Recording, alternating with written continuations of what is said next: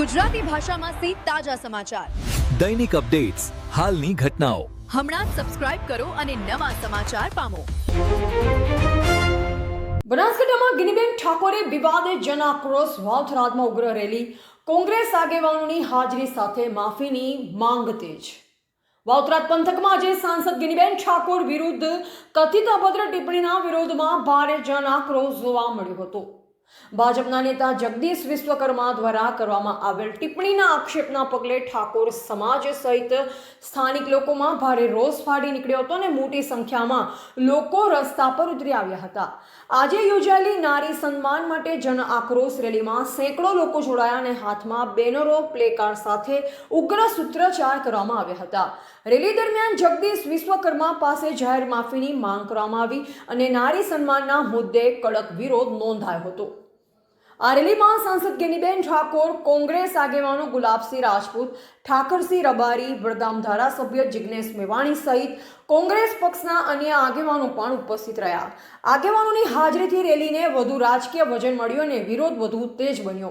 મળતી માહિતી મુજબ એક જાહેર નિવેદન દરમિયાન ગિનીબેન ઠાકોર અંગે વિવાદાસ્પદ ટિપ્પણી કરાઈ હોવાનો આક્ષેપ છે, જે પગલે સમગ્ર વિસ્તારમાં રોષનું વાતાવરણ સર્જાયું છે.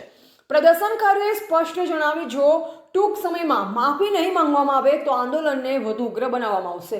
સ્થિતિને ધ્યાનમાં રાખી વાવથરાદ વિસ્તારમાં ચુસ્ત પોલીસ બંદોબસ્ત ગોઠવવામાં આવ્યો અને તંત્ર સતત પરિસ્થિતિ પર નજર રાખી રહ્યું હતું. તો બીજી તરફ આ ઘટનાને લઈ સોશિયલ મીડિયા પર પણ ભારે ચર્ચા અને પ્રતિક્રિયાઓ જોવા મળી રહી છે.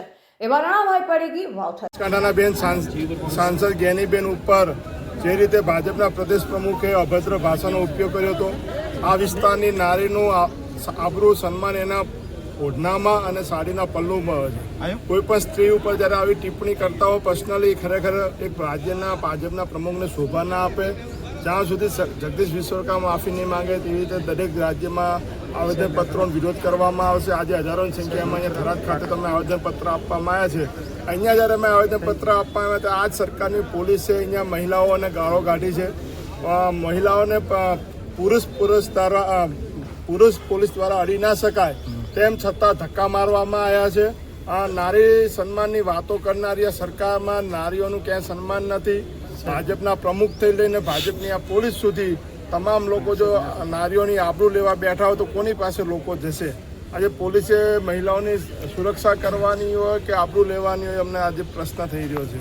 જે રીતે વિશ્વકર્મા એ શબ્દ વાપર્યા અને હજી સુધી માફી નથી માંગી, એ એક શરમજનક છે. એક બાજુ નારીના સન્માનના નામે આખા ભારતની અંદર તમે તાયફાઓ કરતા હો અને જ્યારે અહીંયા ખરેખર ગુજરાતની અંદર એક સાંસદ તરીકે ચૂંટાયા છે, એને શું ગુનો કર્યો? ગેનીબેને સંસદની અંદર જ્યારે નારી વંદના બિલ આવ્યું ત્યારે એમાં એક પ્રશ્ન ઉઠાયો હતો કે ઓબીસી મહિલાઓને પણ આની અંદર આરક્ષણ મળવું જોઈએ. શું ખરેખર ઓબીસી મહિલાઓને આરક્ષણ ના મળવું જોઈએ? એમાં એ પ્રશ્ન ઉપર ગુનો કર્યો તો આ તો 100 વખત ગુના કરવાના છે.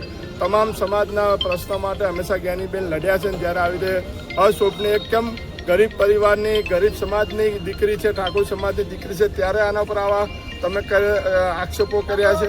ગમે તે ગરીબ પરિવારની, સુખી પરિવારની હોય, એની આબરૂ છે ને એક સાંસદને માટે જે આ શબ્દ વાપરે અમે વખોડીએ છીએ.